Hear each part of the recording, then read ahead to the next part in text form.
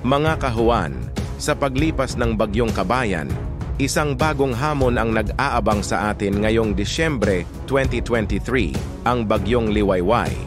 Ang Typhoon Lingling, na kilala rin sa Pilipinas bilang Bagyong Liwayway, ay isang malakas na bagyo na tumama sa Pilipinas, Japan, China at Korea noong 2019. Ito ang pinakamalakas na tumama sa Hilagang Korea. Nagdulot ang Typhoon Lingling o Bagyong Liwayway ng pinsala sa agrikultura sa Japan at sa peninsula ng Korea na nagkakahalaga ng ilang milyong dolyar ng Amerika.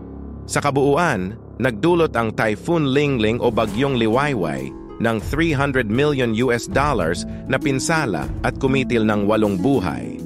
Sa Pilipinas, August 31, 2019, pinatindi ng Bagyong Liwayway o Typhoon Lingling ang habagat at nagdulot ng pag-ulan sa maraming bahagi ng bansa, habang ang mga baha sa ibang lugar ay hindi pa humupa mula sa mga naunang bagyong dumaan sa Hilagang Luzon. Sa pagdaan nito sa silangan ng Pilipinas, nagdulot ang Bagyong Liwayway ng pagbaha sa Luzon.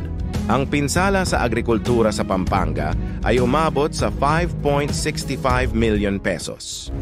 Sa Japan, naglabas ang mga autoridad ng payo sa paglikas bago dumating ang bagyo. At inalis ang babala noong September 6 matapos lumipas ang bagyo.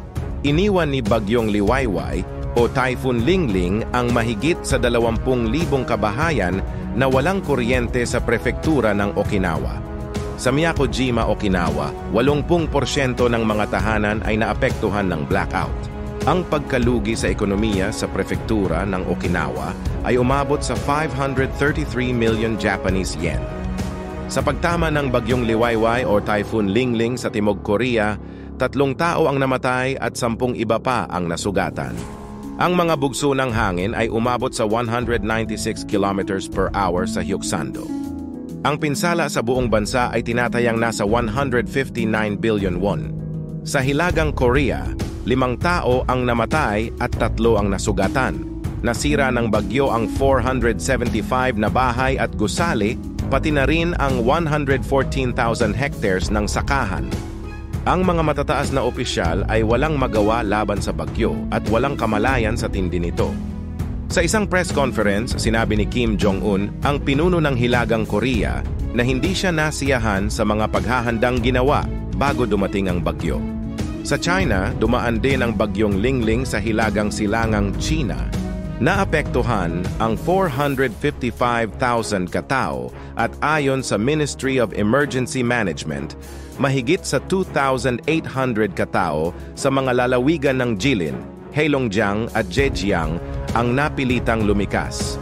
May kabuang 44 na bahay ang gumuho at mahigit sa 460 ang nasira, samantalang 215,800 ektarya ng mga pananim ang naapektuhan.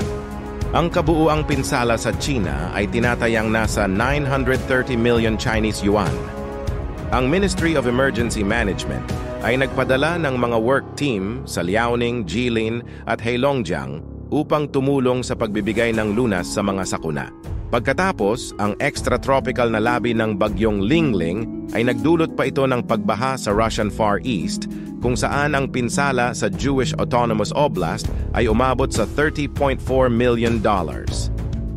Hindi biro ang maaaring idulot ng ganitong mga kalamidad. Ang bawat bagyo ay daladala ang hindi tiyak na kinabukasan para sa ating lahat.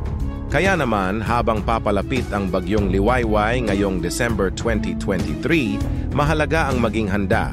Siguraduhin natin ang kaligtasan ng bawat isa, mula sa ating mga tahanan, ari-arian, sa ating mga komunidad. Sa mga oras ng kagipitan, ang ating pagkakaisa at pagtutulungan ang ating pinakamalakas na sandata. Huwag nating hayaang maging biktima ng kalikasan. Ingat po palagi mga kahuan.